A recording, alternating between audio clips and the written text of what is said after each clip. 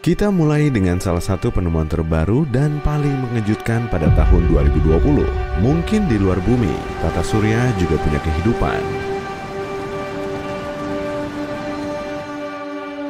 Venus, planet kedua dari matahari dan kembaran bumi. Disebut begitu karena ukuran dan massa keduanya hampir sama. Tapi, kondisi di Venus sangat mencekam. Suhu permukaannya mencapai 477 derajat Celcius karena efek rumah kaca. Dan tekanan atmosfernya sangat kuat, seperti tekanan di kedalaman 900 meter. Tapi di planet yang tidak ramah ini, bisa saja terdapat kehidupan. Selama bertahun-tahun, topik ini terus menjadi perbincangan hangat. Pada tahun 2007, para ilmuwan mengetahui kalau di Venus ternyata pernah ada lautan. Saat itu, kemungkinan juga muncul kehidupan. Kemudian pada akhir tahun 2020, muncul perdebatan sengit. Para ilmuwan mencoba mencari tahu adanya kehidupan di Venus saat ini. Bulan September lalu, penemuan tanda kehidupan baru dipublikasikan. Teleskop ALMA di Gurun Atacama mendeteksi gas fosfina di atmosfer Venus. Diamati dari kadarnya, gas ini kemungkinan dihasilkan oleh suatu mikroorganisme. Pada Oktober lalu, data ini dianalisis ulang dan hasilnya menunjukkan adanya kesalahan. Jadi, lagi-lagi Venus dianggap sebagai planet tak berpenghuni. Tapi siapa tahu kan, kalau dalam waktu dekat akan ada data baru lagi dan disusul diskusi baru di kalangan para saintis. Sebagian ilmuwan memang masih bingung dan terpaku pada Venus, tapi sebagian lainnya telah lebih jauh meneliti benda angkasa lain dan menemukan 24 planet yang punya kehidupan. Kondisi hidup di kesemua planetnya jauh lebih baik daripada di bumi. Nah, planet-planet ini punya sebutan super-like Huni. Untuk mendapat predikat super-like Huni, planet haruslah 1,3 kali lebih besar dan 2 kali lebih berat dari bumi, sehingga gravitasinya lebih kuat, serta atmosfernya lebih padat dan hangat. Iklimnya pun harus mirip dengan iklim tropis di bumi, agar organisme yang hidup juga beragam.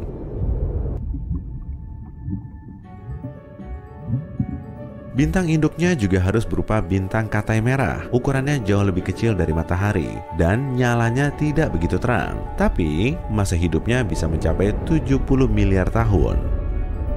Sebagai perbandingan, masa hidup matahari 7 kali lebih pendek. Bahkan sekarang sudah melewati setengahnya. Sudah bukan ABG lagi ya. Dan pelan tapi pasti, potensi kehidupan baru akan terus berkembang. Nah, planet ini cocok deh mendapat julukan sebagai super-like Huni. Kepler 1649c pada tahun ini juga mengantongi gelar planet yang paling mirip dengan bumi. Ukurannya cuma 6% lebih besar dari bumi. Bintang induknya berupa bintang Katai merah dan ukurannya seperempat kalinya matahari. Lokasinya ada di zona Like Huni dan kala revolusinya selama 19,5 hari. Iklim di Kepler masih jadi misteri. Cahaya yang diterima planet ini diketahui sekitar 75% dari cahaya matahari yang mengenai bumi. Jadi, suhu permukaannya mungkin mirip dengan bumi. Tapi kita belum tahu komposisi atmosfer dan kondisi penting lain yang mendukung munculnya kehidupan di sana. Penemuan berikutnya merupakan salah satu peristiwa paling wow yang pernah kita saksikan. Tabrakan antara bintang dan lubang hitam. Pada bulan September 2019, para ilmuwan mulai mengamati proses spaghettifikasi bintang yang mirip dengan matahari selama 6 bulan. Cahayanya merambat sejauh 215 juta tahun cahaya, hingga kita bisa melihat bintang berdiameter sekitar 1,4 juta kilometer ditarik oleh lubang hitam.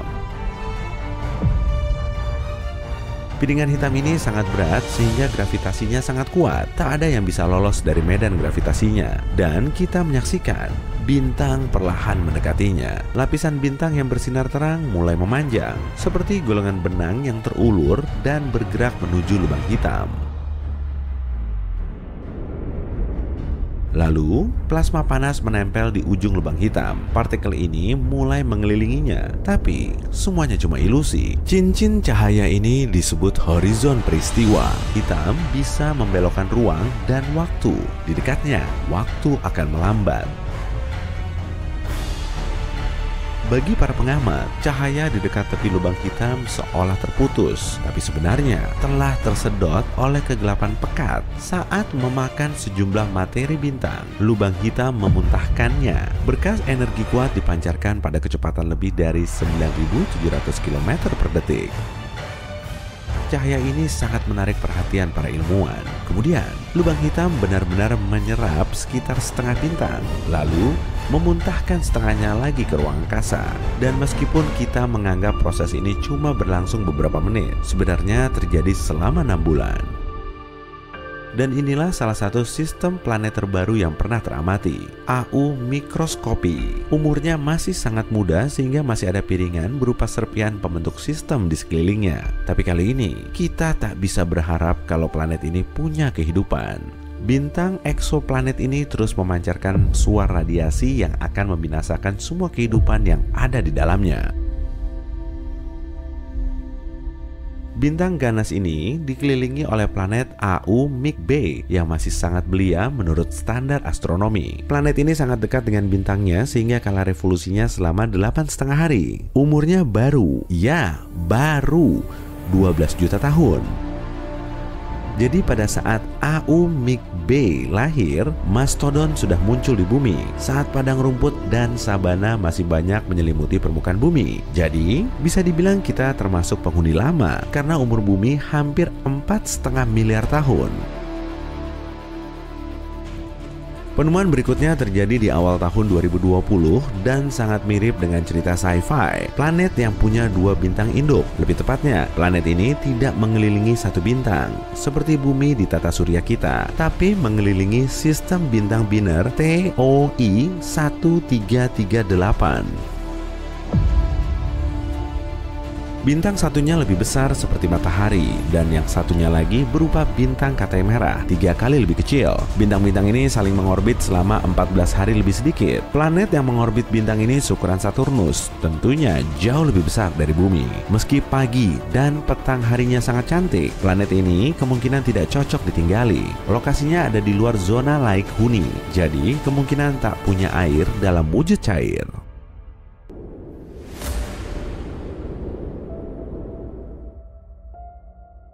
Sinyal radio misterius dari luar angkasa, Vast Radio Burst, juga telah terdeteksi pada tahun 2020. Para ilmuwan pernah merekam sinyal ini, tapi belakangan mereka berhasil menangkapnya lagi setelah sekian lama. Data baru ini memacu mereka untuk mengusulkan teori menantang yang menyatakan sinyal ini berasal dari magnetar atau bintang neutron kecil yang masanya jauh lebih besar daripada bintang biasa seperti matahari. Medan magnetnya juga paling kuat di seluruh alam semesta, tapi masa hidupnya sangat pendek, hanya 1 juta tahun. Tapi yang paling membingungkan para ilmuwan justru penemuan soal bulan yang berkarat. Korosi memerlukan oksigen dan air, tapi bulan tidak punya atmosfer sendiri agar memiliki keduanya. Teori utamanya menyebutkan kalau angin suryalah yang jadi biang keroknya.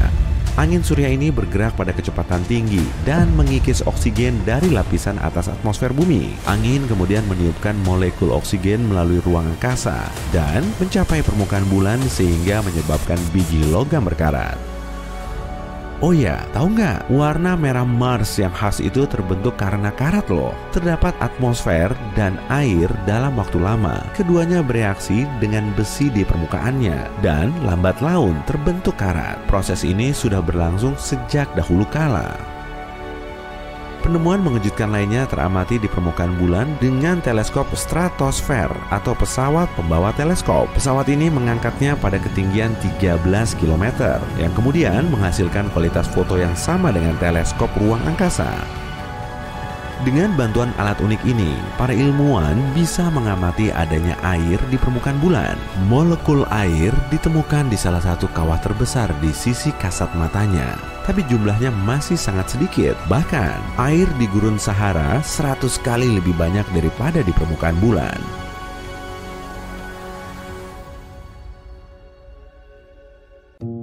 Badai debu di Mars benar-benar bisa sangat parah. Badai ini berembus cepat di belahan bumi selatan planet merah, terutama pada musim panas.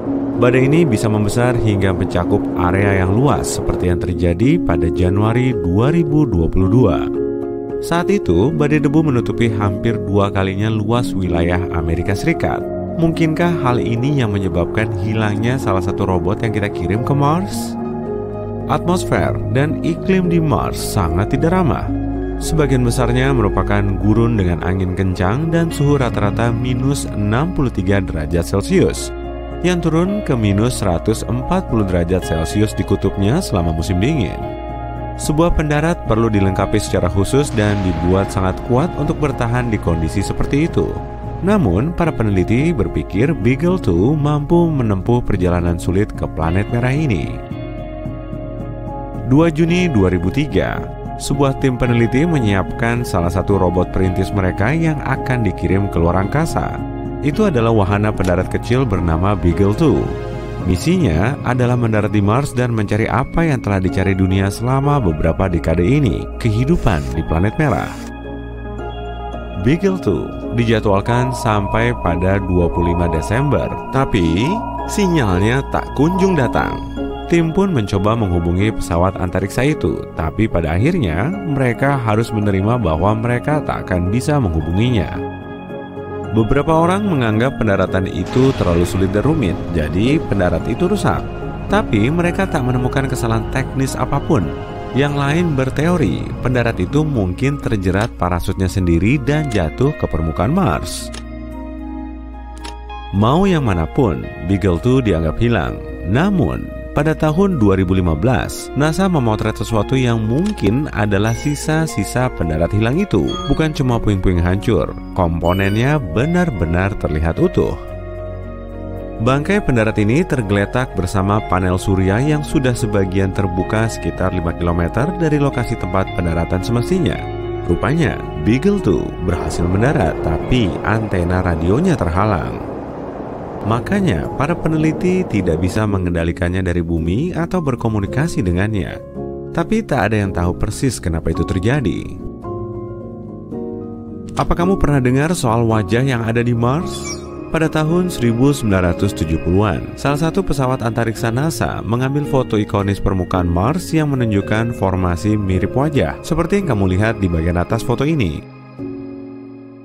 Kalau imajinasimu tinggi, kamu bisa dengan mudah melihat hidung, 2 mata, mulut, dan tatanan rambut yang agak unik. Beberapa bahkan mengira itu adalah monumen yang dibangun di planet merah oleh peradaban lain. Gimana dengan hal unik lainnya yang ditemukan orang-orang di Mars? Seperti kawah wajah bahagia. Kamu bisa lihat kenapa tempat ini dijuluki demikian. Atau batu dalam bentuk pancake, Brachiosaurus, atau ikan. Mars juga punya pulau berbentuk waffle di permukaannya. Ini adalah fitur selebar 2 km yang bisa kamu lihat di area aliran lava. Mungkin ini disebabkan oleh lava yang mendorong formasi ini dari bawah. Tampaknya, para astronom juga mendapatkan beberapa foto bukit pasir biru. Ini adalah lautan bukit pasir gelap menakjubkan yang diukir oleh angin kencang menjadi garis panjang. Bukit ini mengelilingi tudung kutub utara planet itu dan mencakup wilayah seluas Texas. Planet merah biasanya dikenal dengan bukit pasirnya yang berwarna coklat, jadi yang satu ini tentu mengejutkan. Namun, nyatanya bukit ini nggak benar-benar biru. Kalau kamu bisa mengunjungi Mars sekarang, cuma buat lihat-lihat sebentar, kamu akan tahu bukit pasir ini berwarna coklat dan jingga seperti yang lainnya. Foto itu adalah foto dengan warna palsu. Para ilmuwan sering menggunakan warna palsu untuk menyoroti perbedaan dalam sesuatu. Misalnya, di sini perbedaan kedalaman. Selain itu, lembah terbesar di Mars sangatlah besar sehingga bisa memakan Grand Canyon kita untuk sarapan. Ini merupakan sistem ngarai menakjubkan sepanjang 4.000 km yang disebut Via Marineris dan panjangnya 10 kali lipat Grand Canyon. Kalau kamu bisa merentangkan ngarai Mars ini, panjangnya akan membentang dari pantai barat ke timur di Amerika Serikat. Karena Mars nggak punya lempeng tektonik aktif, nggak ada yang tahu pasti bagaimana ngarai ini terbentuk. Satu teori mengatakan, rantai gunung berapi yang terletak di sisi lain Mars, yang ada Olympus Mons-nya, menggeser kerak planet ini dari sisi berlawanan. Kekuatan yang kuat ini menyebabkan retakan di kerak Mars serta mengaktifkan sejumlah besar air yang terletak di bawah permukaan. Air ini kemudian muncul dan mengukir batu itu. Kekuatannya juga mengaktifkan gletser, dan ini mungkin menciptakan jalur baru dalam sistem ngarai raksasa itu. Gunung berapi di permukaan Mars mungkin sudah meletus sekitar 50.000 tahun lalu, meski letusan terkuatnya terjadi 3-4 miliar tahun lalu. Tapi planet ini tidak punya gunung berapi aktif saat ini. Sebagian besar panas yang tersimpan di bagian dalamnya selama pembentukan planet telah hilang. Jadi, sekarang kerak luar Mars terlalu tebal untuk batuan cair bisa mencapai permukaan. Namun dahulu kala, letusan tersebut membentuk gunung berapi raksasa. Dan gunung berapi ini kemungkinan besar memiliki peran penting dalam mencairkan endapan es yang melepaskan banjir ke permukaan Mars. Mars memiliki atmosfer tipis dengan volume gas yang kebanyakannya karbon dioksida, kurang dari 1% volumenya bumi. Tapi 4 miliar tahun lalu, kondisinya jauh lebih hangat dan lembab. Atmosfernya pasti lebih tebal juga saat itu. Itu sebabnya efek rumah kaca yang kuat bisa terbentuk dan menjebak sinar matahari. Mars juga punya medan magnet yang kuat, mirip dengan bumi. Medan magnet Mars terbentuk karena arus logam cair di inti planet. Tapi nggak kayak planet rumah kita, Mars kehilangan medan magnetnya setelah intinya mendingin.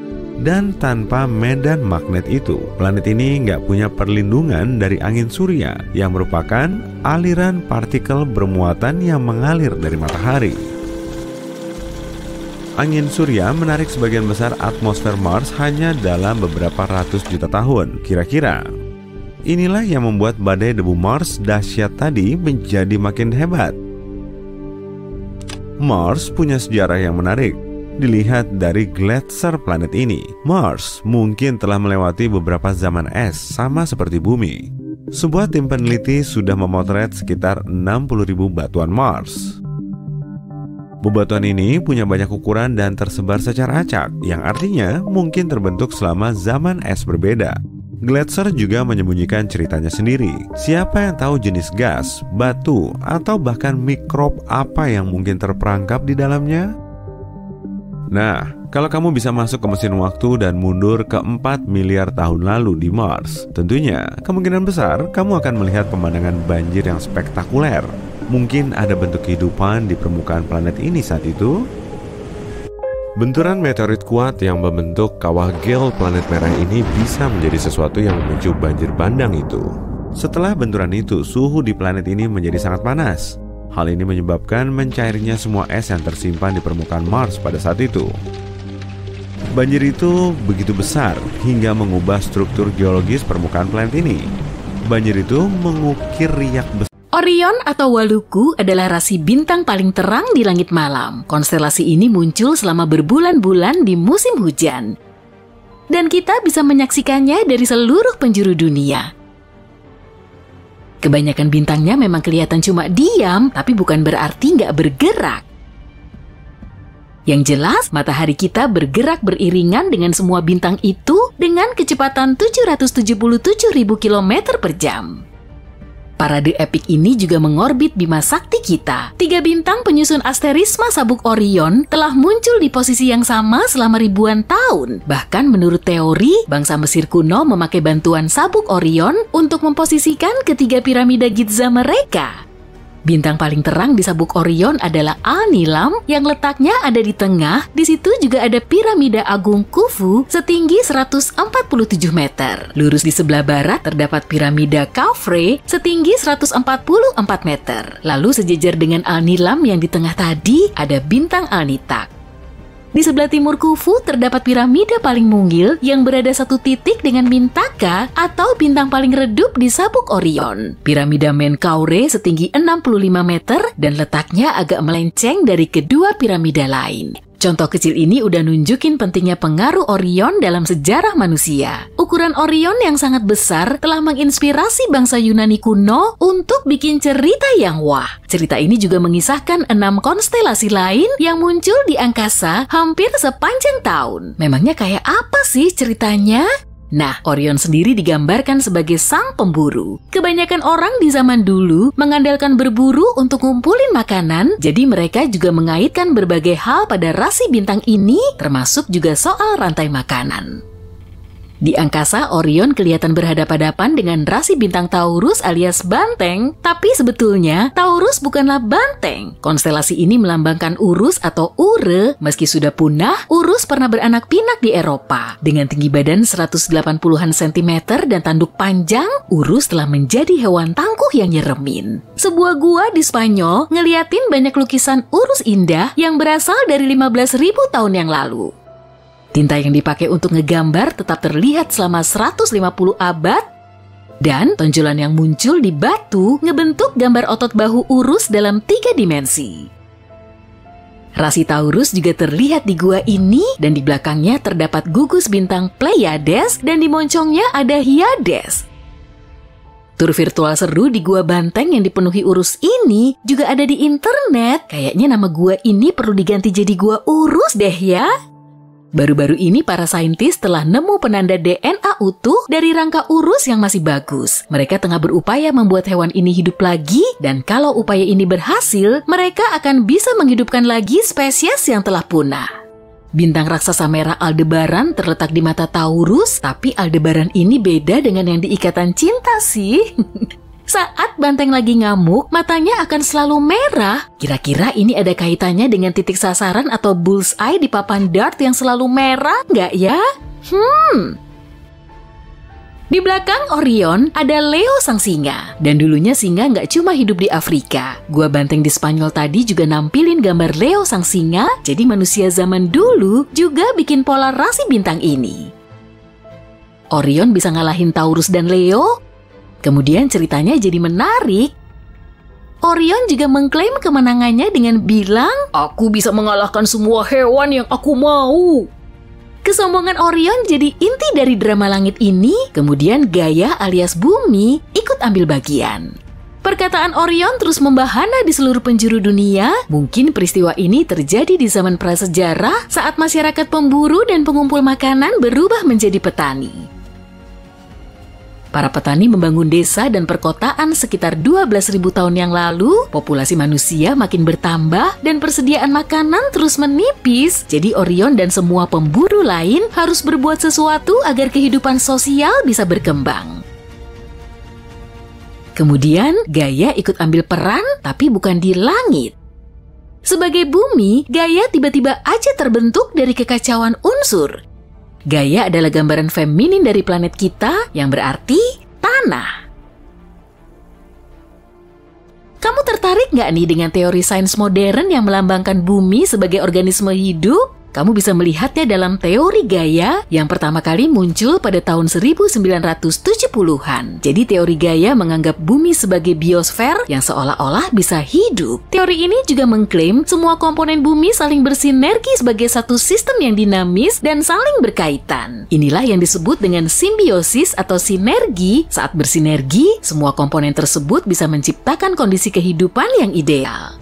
Kehidupan di bumi juga menyesuaikan diri dengan atmosfer yang mengandung 21% oksigen, salinitas laut maksimum 24,7%, dan suhu bumi 14 derajat Celcius. Untuk mengilustrasikan proses adaptasi kehidupan dalam mengontrol perubahan suhu, pencetus teori Gaia bikin planet fiksi Daisy World. Jadi menurut mereka, seisi Daisy World tertutup oleh bunga aster putih dan hitam. Saat mataharinya sangat panas, aster hitam mulai hilang dan aster putih makin bertambah. Warna putihnya ini bisa memantulkan cahaya matahari, kemudian mendinginkan suhu bumi. Tapi kalau mataharinya nggak terlalu panas, aster putih akan berkurang dan aster hitam makin banyak. Semua bunga berwarna hitam ini menyerap cahaya matahari hingga bumi kita semakin hangat. Kira-kira begitu cara kerja Gaia.